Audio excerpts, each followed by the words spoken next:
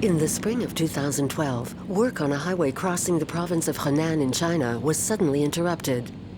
Excavation machines had revealed the remains of an ancient city. The site had been occupied some 4,000 years ago. As archaeological dig work progressed, more discoveries were made.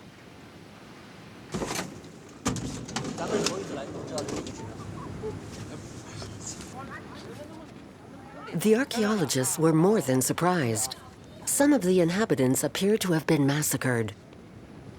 This proves it wasn't a natural death. The leg's been amputated. The town had apparently been sacked by one of the most famous of Chinese dynasties, the Shang.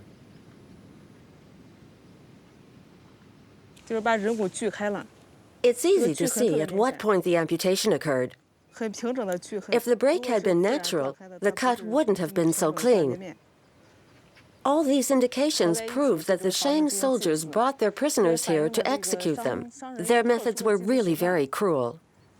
1,600 years before our modern era, it is thought that the Shang exterminated the population here before building their own city on the ruins of the old town.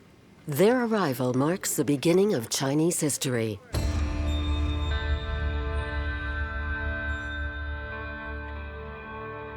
To grasp the power of a nation, we often have to explore its history.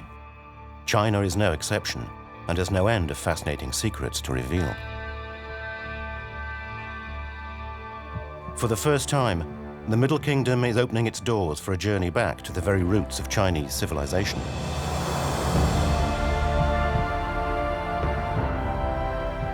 A journey through 2,000 years of antiquity, beyond legend, to the discovery of great dynasties, of incomparable works of art, and of flourishing civilizations that nevertheless died out and disappeared. A journey to the heart of an unknown and secretive China, a land of extraordinary colors, heir to a multitude of cultural influences. An odyssey to the sources of a great power born in antiquity.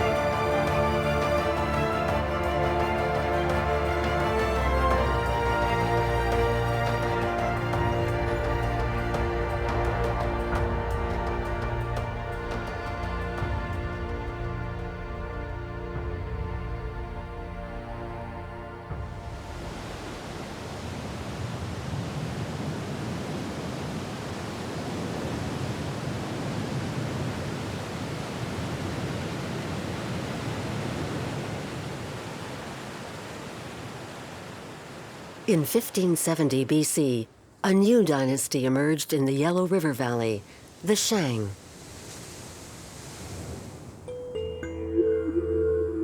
For over 500 years, they dominated a territory for a long time regarded as the cradle of Chinese civilization, the Middle Yellow River Valley between the Wei River Valley, northwest Henan, and southwest Shanxi. During their reign, cities and craftwork developed extensively and writing appeared. And yet, in 1045 BC, the Shang Dynasty disappeared.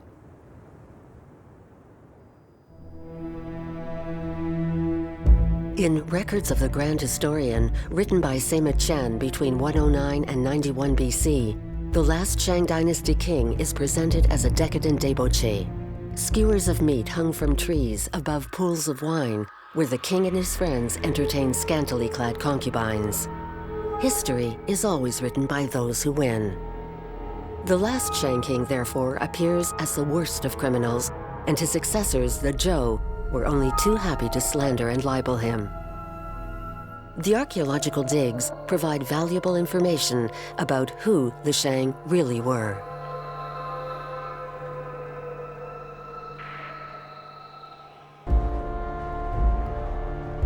In the early 20th century, The West and Japan forced China to open up to the outside world. The first Western mission set out to discover the Middle Kingdom, and the archaeologists would not be disappointed. One site in particular drew scientists' attention as early as 1899, but it would not be until the 1920s that the Chinese initiated the first exploratory digs there. The site was Anyang, on the banks of the Yellow River. Dig teams uncovered several monumental tombs not far from the Shangs' former capital, Yin, in what is today the province of Henan. They were royal graves.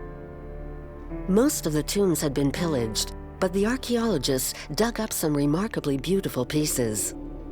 Bronze vases, weapons, and other objects buried for centuries.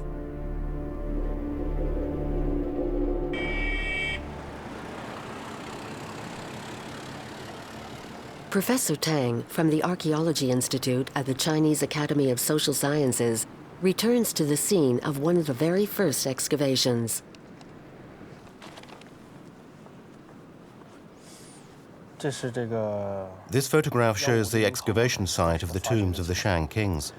The picture was taken from the south, looking to the northwest, exactly where we are now, at this angle.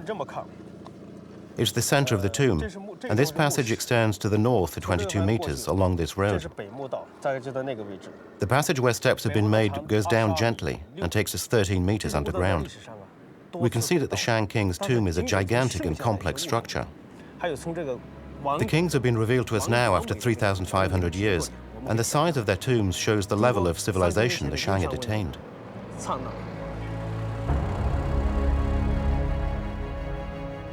The tomb is cross-shaped. The longest side measures 82 meters, north to south, and the shorter side 53 meters east to west. In the center is the guo, the funeral chamber, the final residence of the king and his treasure. These bronze vases symbolize the Shang Dynasty's power. Craftsmen here knew how to exploit the deposits of tin and copper in the lower course of the Blue River. No other civilizations in antiquity came close to such perfection. These unique pieces were used during religious ceremonies. Shang kings commissioned such pieces to reinforce their power and to demonstrate their connection to the celestial universe. The complex teotie motifs engraved on the vessel's surface measure just a few millimeters.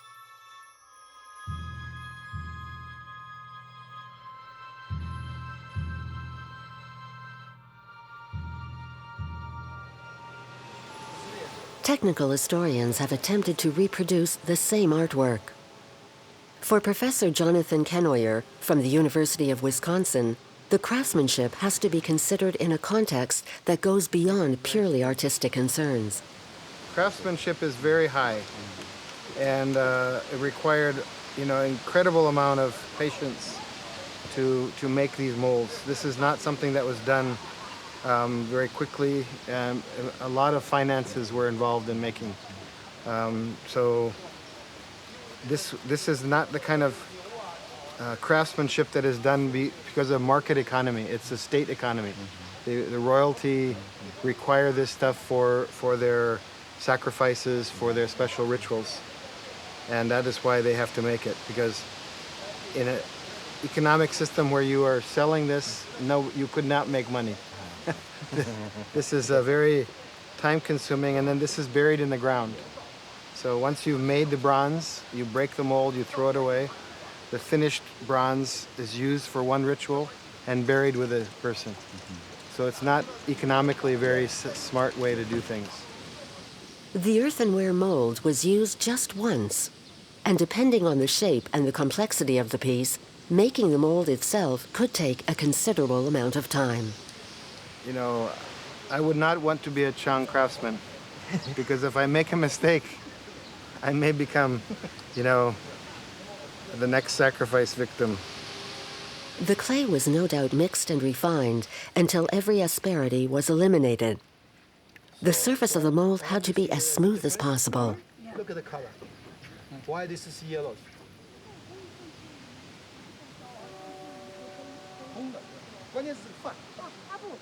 A sculpted piece serves as a model. It leaves a negative print in the lump of clay, thus forming the mold.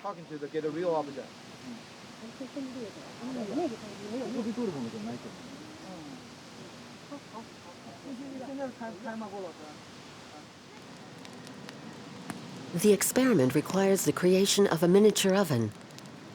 The temperature needed to obtain an alloy of tin and copper is around 1,000 degrees Celsius. Once in a liquid state, the molten metal is poured into preheated molds.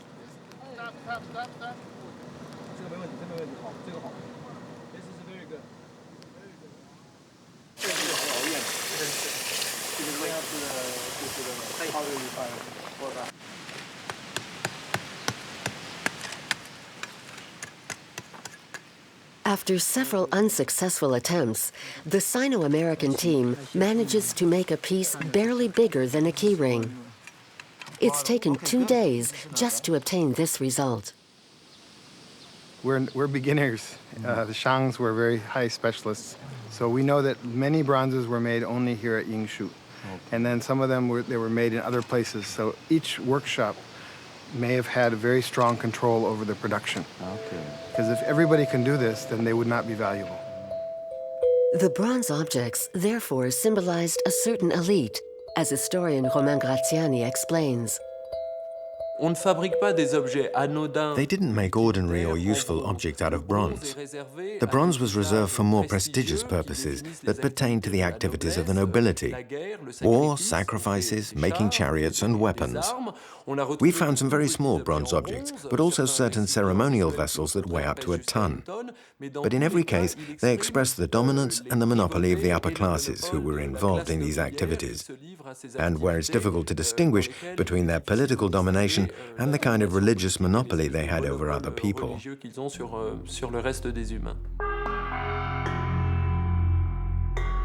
Fu Hao was the commander-in-chief of an army of 13,000 men. Archaeologists have found some 2,000 pieces in her tomb made of jade, bronze, or pottery. 16 slaves and 6 dogs were sacrificed to accompany the princess to the afterlife. Among the Shang, divinatory sacrifices and rituals represented the most important activities. This owl-shaped zun contained holy wine for ritual libations. But every detail of the work carries a message.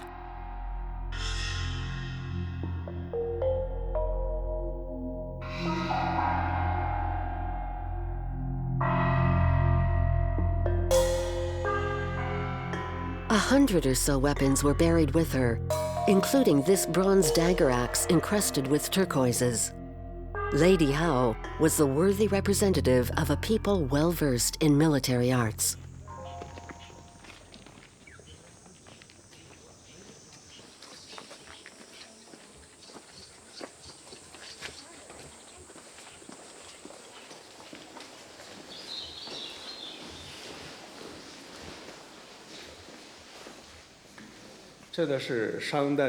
Here we have 6 chariots dating from the Shang Dynasty.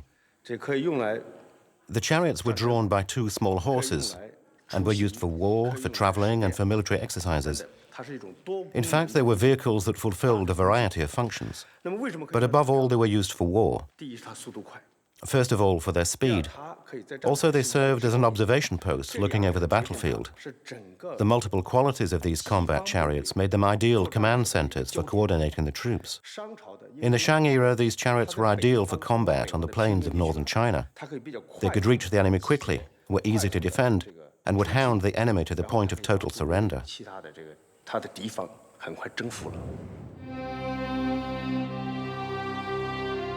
It was on the banks of the Tigris and Euphrates rivers in Mesopotamia that the first military chariots probably appeared around 2700 BC. Adopted by civilizations in Egypt, Persia, and the Indus Valley, this technology took 1,000 years to reach China. To get around the Pamir Mountains, rising up some 5,000 meters, the road bends to the north before dipping down to the heart of China and the banks of the Yellow River. The Shang Kingdom was to be found at the end of this long journey. The exceptional condition of the chariots found in Yinsu has enabled them to be rebuilt. The wheels had more than 20 spokes, making them more solid and capable of bearing a bigger chassis with room for a driver, an archer, and another soldier. The Shang didn't just settle for adopting this technology, they improved it, making chariots the principal instrument of their military power. The vehicle was so important that sovereigns were buried with their chariots, along with the horses and drivers. Thanks to such chariots, the Shang resisted their adversaries for decades. But it couldn't last forever.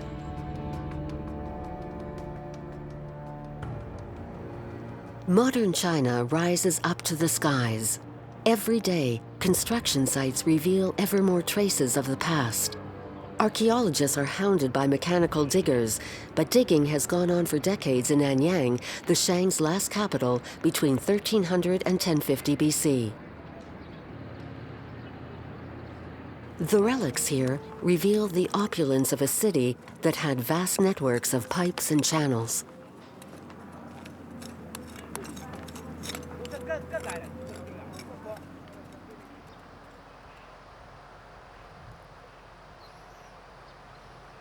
The storeroom at the Henan Archaeology Institute contains some 60,000 pieces discovered during the last 5 years of excavations. Since 1930, more than 1 million pieces of pottery have been found on the site. There are receptacles for storing grain, and others used for cooking. In one corner of the warehouse, bone specialists inspect a mountain of shoulder blades and femurs. They're looking for another treasure on the pale white bone surfaces: writing. Writing appeared in China during the second millennium before our modern era, but the Shang considerably developed this means of communication. No fewer than 100,000 inscriptions, called jiaguan, have been found at the Anyang site. Most of the time, the engraved or painted signs represent things or concepts rather than sounds. They are logograms, what we call Chinese characters.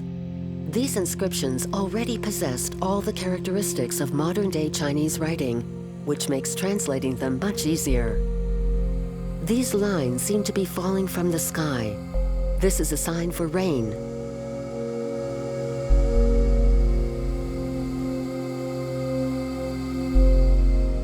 This drawing represents human silhouettes under the sun. It is the word people. This one means fish, and this one, child. But who used this writing?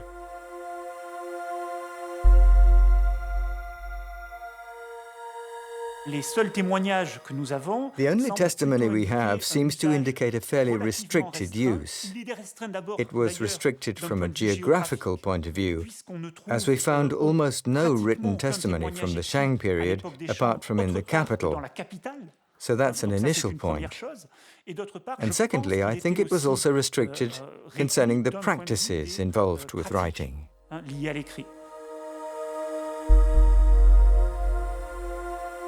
The Shang didn't just use cattle shoulder blades to write on. Archaeologists have found pits filled with engraved tortoise shells. The inscriptions did not involve administrative affairs or private correspondence. Archaeologists have decrypted the divinatory messages. They were oracles. Tell me if my concubine, Zhou, is going to die. Kings therefore ask questions to their ancestors.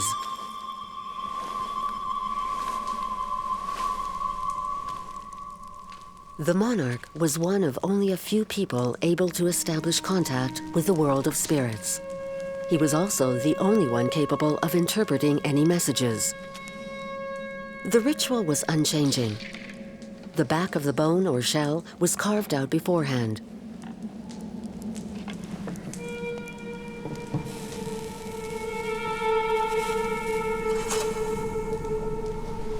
A piece of white-hot metal was then inserted into the cavity.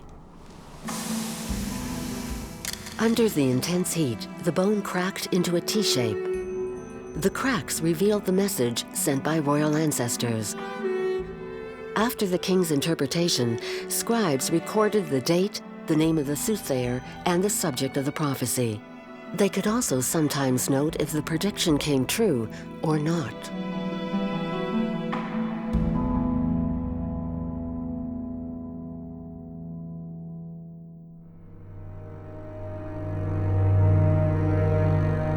Translators have observed that one term is used repeatedly. It's often associated with offerings presented to divinities. It's the word Chang.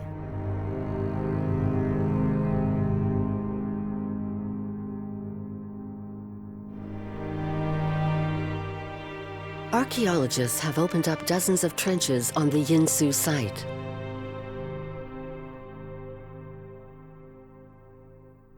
They contain hundreds of bodies buried haphazardly with no distinctive signs. But the skeletons all have one thing in common. They are headless. They were the victims of mass sacrifices.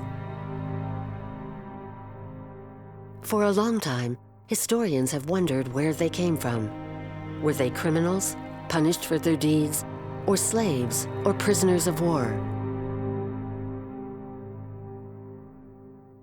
One thing is sure. The Shang gave their heads to the gods.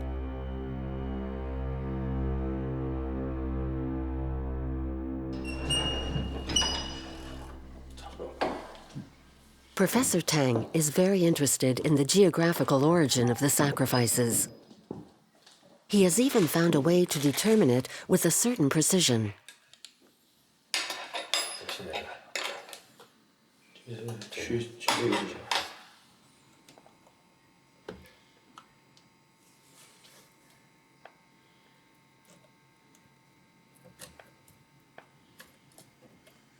He first extracts a molar from one of the skulls.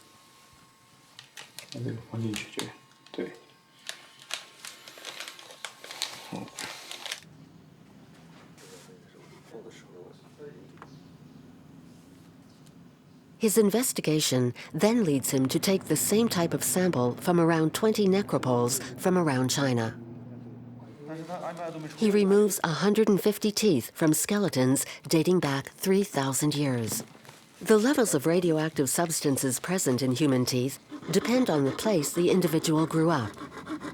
Professor Tang hopes to determine the origin of the victim thanks to analysis carried out by an American chemist, Professor Burton, from the University of Wisconsin.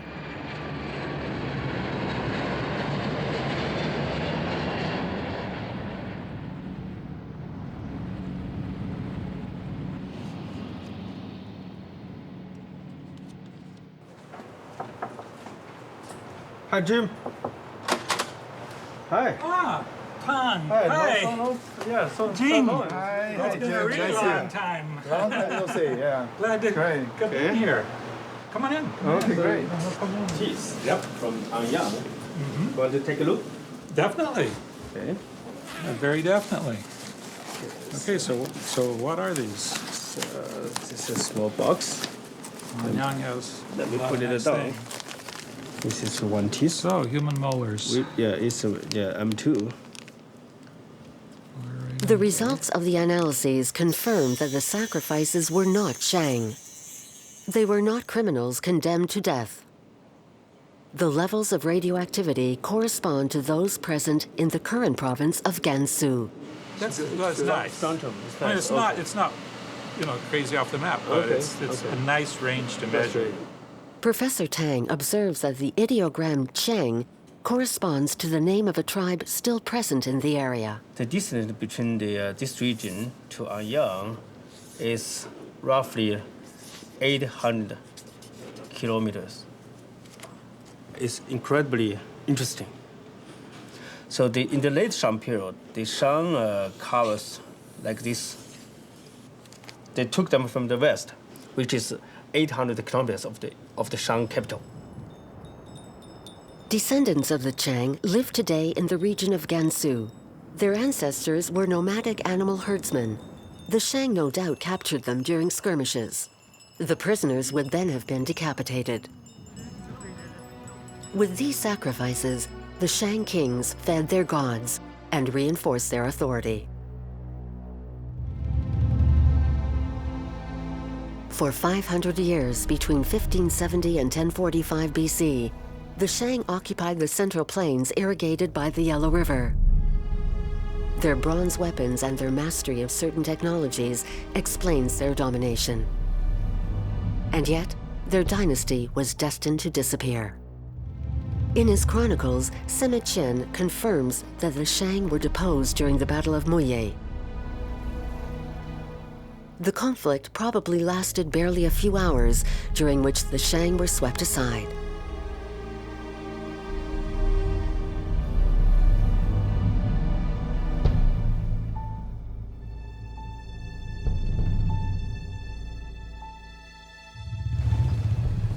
Professor Tang seems to have proof that at the end of its reign around 1000 BC, the Shang dynasty had become particularly fragile.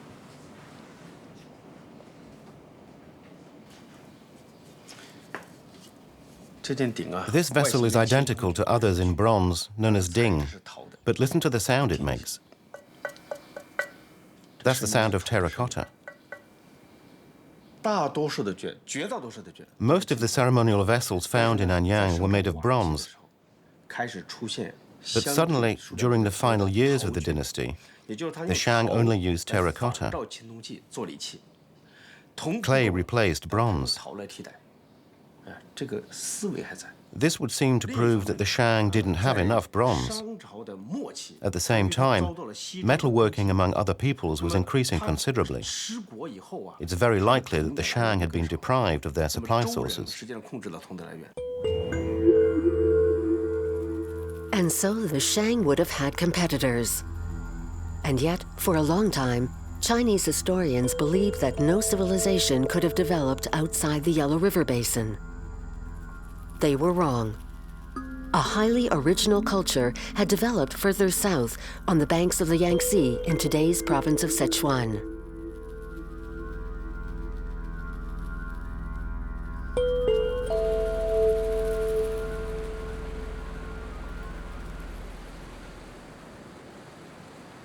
The banks of the Yangtze are not particularly hospitable. Before the road was carved out, travelers without sea legs had to make their way along a simple wooden gallery attached to the cliff face, a funambulous walkway. And yet, further upriver, a people had attained a level of civilization that was unimaginable.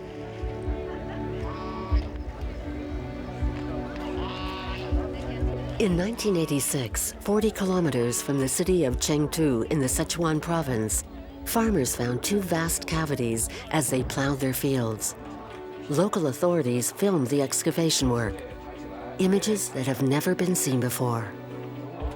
In the weeks that followed the discovery, archaeologists unearthed a tangle of bronze objects. More than 900 pieces, broken or burned, had been buried in sacrificial graves.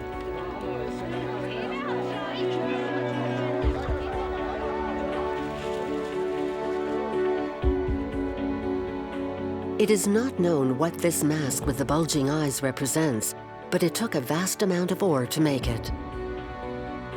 The branches of this 4-meter-high bronze tree bear 9 stylized flower buds and as many metal birds.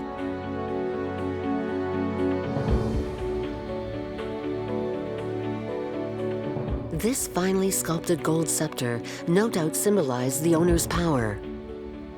Was he a king? All these objects testify to the degree of sophistication attained by a culture that was a contemporary of the Shang Dynasty. These discoveries seem to demonstrate that Chinese civilization did not develop from a single area along the Yellow River. Contrary to what traditional historians had led us to believe, the Shang were not alone. And so it was another power which developed further west in the current provinces of Shanxi and Gansu that caused their downfall, the Zhou.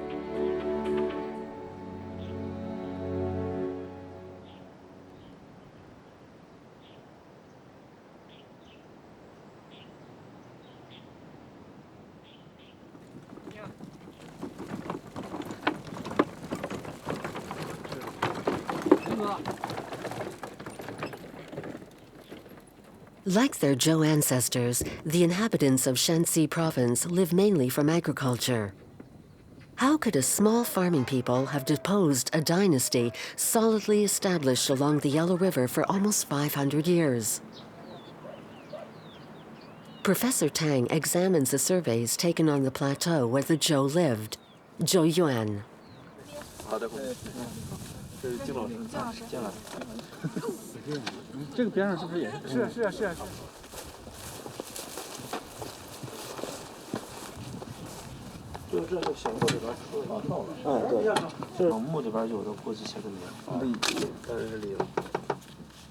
The pottery pieces exhumed here are rather rustic. At first sight, the Zhou appear to have been an unsophisticated rural people. The Shang were an expansionist people who conquered new lands thanks to their military power, whereas the Zhou had been forced to settle around Zhouyuan, where they lived uniquely from agriculture. The objects that have been found there are quite simple, and their appearance barely changed in 3 centuries. But everything seems to have changed around 1200 BC. At the Zhouyuan site, teams from the Archaeology Institute at the Academy for Social Sciences have found 2 inscriptions on tortoiseshell. The first indication is that the Zhou adopted Shang ideograms, but they would use writing to reinforce their power. The 2 fragments are conserved as valuable relics by the director of the museum in Baoji, and for good reason. The 2 short messages shed light on a whole chapter of ancient Chinese history. The fragment is very small, just 2 centimeters long, and the characters measure barely a millimeter. A microscope is needed to read them. In the first text, the Zhou pay homage to the Shang, who have just lost their monarch. The Zhou are expressing a relation of vassalage.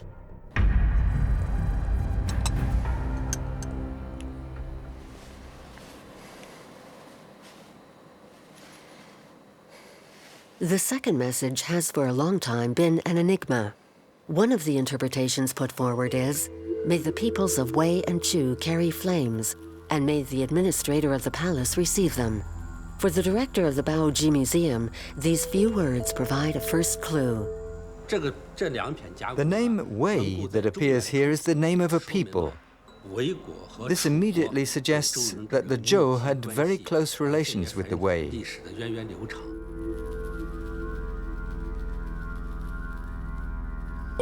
The Liao ideogram, which means torch, was the first to draw the specialist's regard.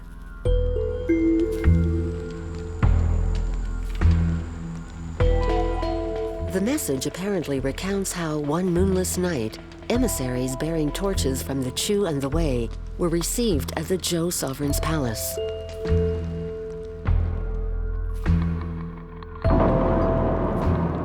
This secret meeting would suggest that the 3 peoples had forged an alliance against their common enemy, the Shang.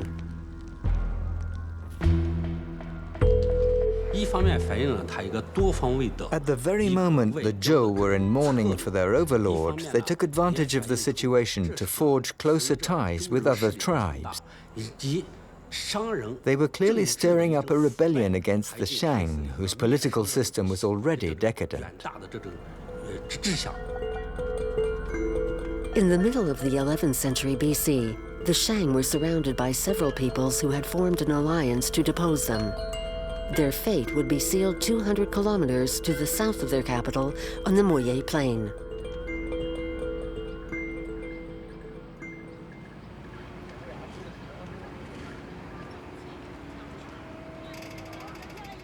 The battleground is now a park in the middle of the modern city of Xichang. The Chinese adore stories about the battles and great adventures that lay behind the birth of their nation. Films, TV series, and plays about ancient China are very popular throughout the country.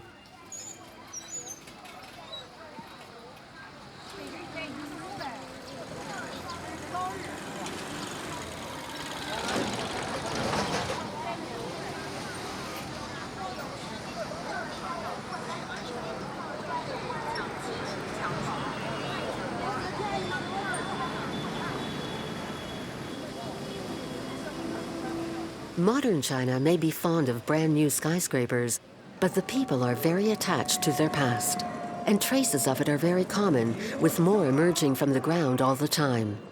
In fact, Chinese philosophy conjugates history in the present tense, even if the version the Chinese give of it can sometimes appear more like folklore.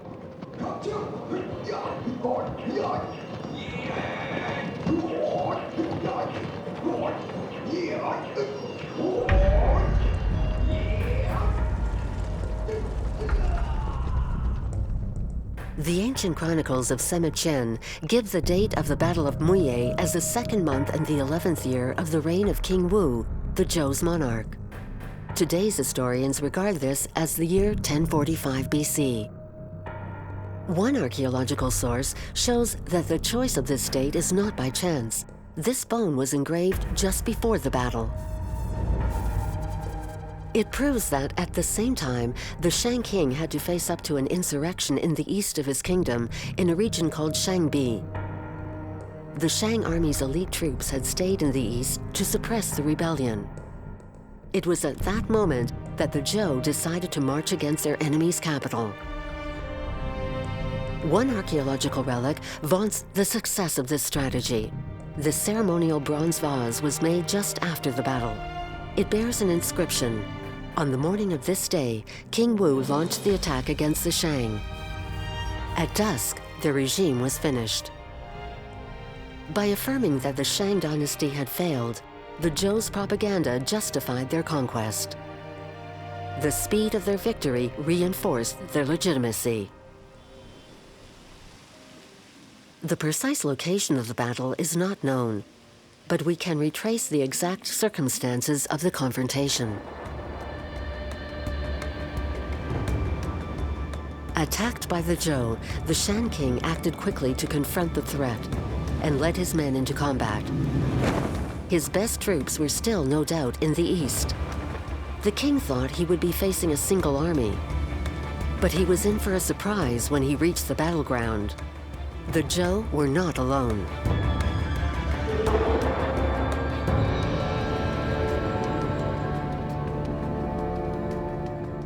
The armies took up their positions on the plain.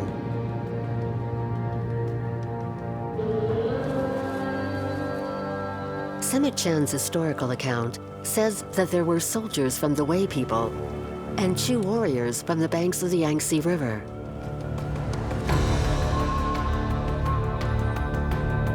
What is certain is that the tribes had formed a coalition. For the Shang, it was no longer a question of merely controlling a few rebels. The chronicles recount that, faced with this gigantic army, the Shang troops panicked and deserted the battlefield. Their officers could do nothing. The dynasty gave up without a fight.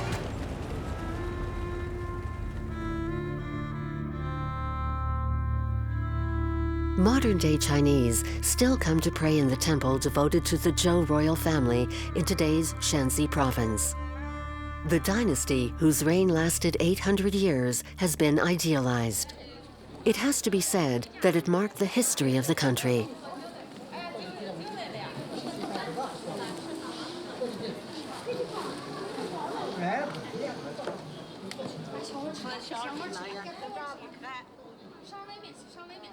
Pour les Shang, le peuple n'existe pas. For the Shang, the people didn't exist. From a political point of view, there was a sort of anonymous mass from which workers, slaves, and vassals were taken. The Zhou were the first to develop a theory of sovereignty, in which the king has very specific duties towards the people and towards the heavens. That's the big difference. They put forward a theory of a heavenly mandate that we could interpret to simplify things, as the Chinese version of divine right. The king of the Zhou conquered the Shang Dynasty and settled into power with the royal family because he was the lieutenant of the heavens, or the heavenly priest. He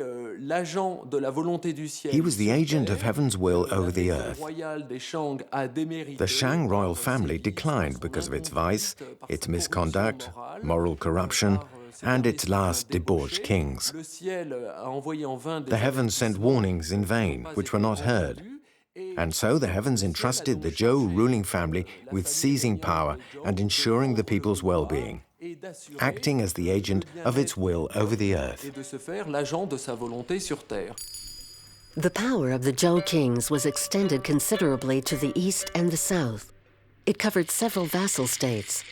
Successive kings would organize and administer this new kingdom. Writing was one of the instruments of their domination, as shows an exceptional discovery made not far from the town of Baoji.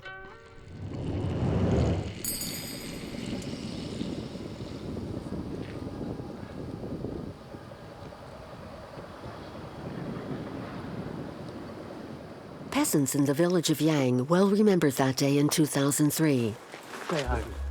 They agreed to take us to the scene of their adventure. Towards the end of the year, one of the villagers decides to dig up some clay from the hill overlooking his fields. But his digging causes a landslide.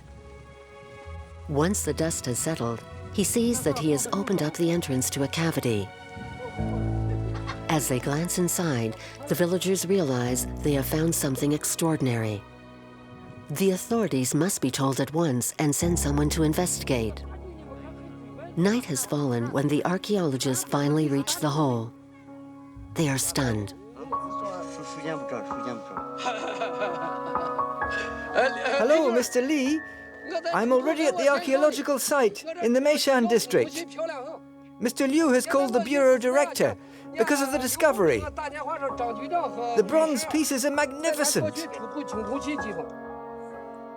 Yes, we found about 20 pieces. Big and small. The big ones must weigh between 130 and 150 kilos. There must be 5 large pieces. Oh, there are lots of them. 27 pieces would be removed from their underground grave. They had lain there for almost 2,800 years.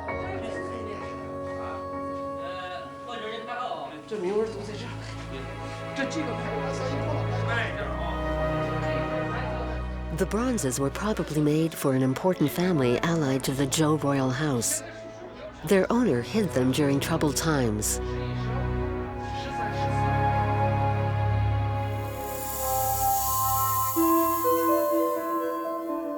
Some bear inscriptions commemorating various events. One of the texts has no fewer than 370 characters. It concerns the appointment of the vase's owner to an important post within the Zhou government. It's evidence of the institution of a feudal-type system.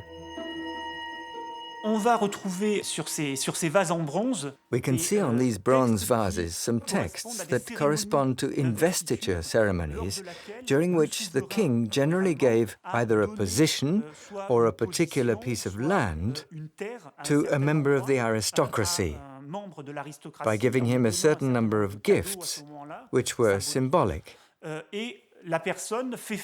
On this occasion, the person concerned would then have a bronze vase made, on which he would probably copy part of the text from a document that would have been given to him at the royal investiture.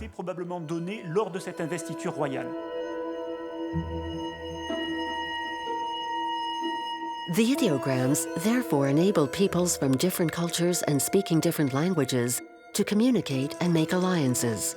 The adoption of a common writing form constituted the first step in the country's unification. Furthermore, the diversity of cultural influences enabled the writing system to evolve considerably. On the banks of the Yangtze, archaeologists were surprised to find inscriptions with characters that have today disappeared.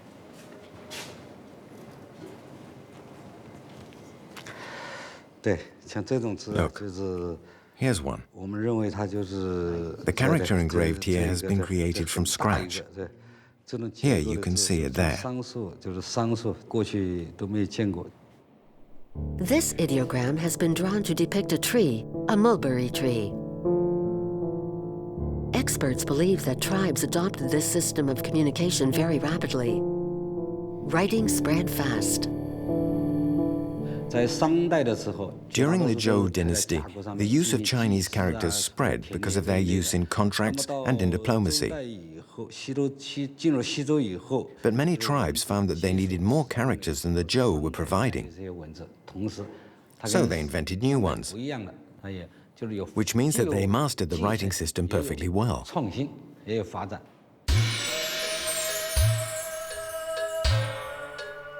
The ideograms constituted common ground among peoples with different languages. The first Western travelers were surprised by the persistence of this form of writing. After more than 3,500 years, this unique system had endured, whereas Egyptian hieroglyphs or the Sumerians' cuneiform writing had not survived the disappearance of their users. The ideograms can ultimately be regarded as a symbol for the persistence of Chinese civilization. And yet, they almost disappeared too.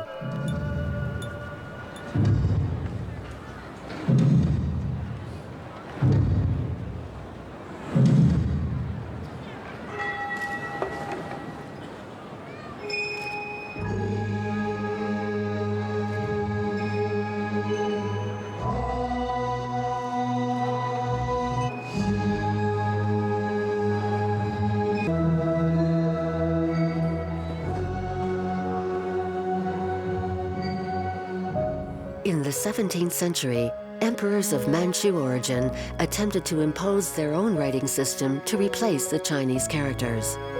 Their alphabet was phonetic. The signs corresponded to sounds.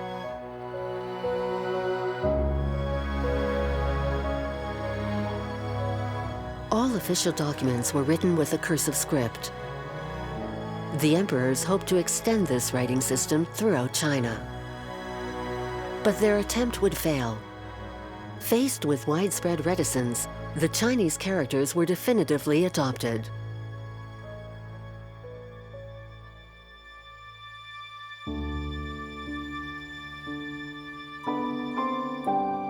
The fourth emperor of the Qing dynasty, Kangxi, went even further.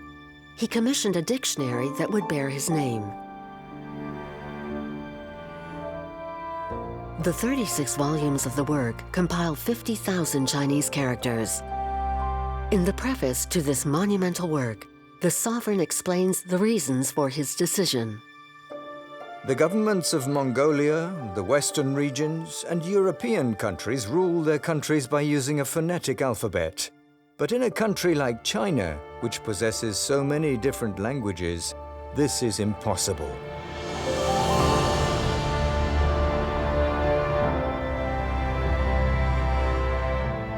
Invented by the Shang, developed and spread by the Zhou, and standardized by successive dynasties, the Chinese writing system is the only major modern system not to be uniquely phonetic.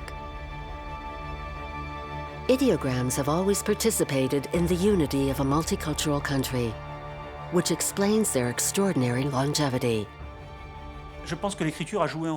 I think writing has played a fundamental role in establishing the unity of the Chinese territory. Why? Because I think, in effect, that there was originally a vast territory with a diversity of languages that was quite considerable. Throughout this vast Chinese world, there were groups who spoke languages that were basically different from the Chinese we know. And so in that context, as there was just one writing system, by adopting it, people adopted a written language at the same time as the writing system itself. And this written language then certainly played a role in the cohesion, at least initially, between the elite classes in the various countries that wished to be part of the Shang culture, and particularly later on part of the culture at the time of the Zhou.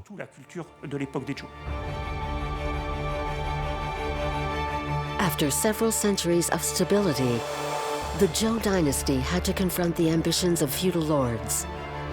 Between 771 and 221 BC, the Spring and Autumn period and the Warring States period covered 550 years of fighting. The bigger kingdoms absorbed the small. Each sovereign minted his own currency. Each court sought to be the most magnificent. Arts and philosophy developed despite the ravages of constant wars.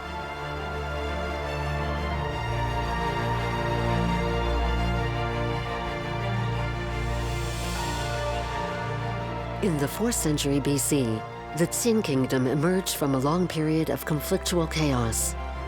After beating all its adversaries, this bureaucratic and centralized dynasty imposed the first real empire. In 221 BC, Qin Huangdi was the first sovereign emperor. A megalomaniac warrior obsessed with death, he joined the afterlife accompanied by some 7,000 terracotta soldiers. During his reign, China became one and asserted itself as the Middle Kingdom.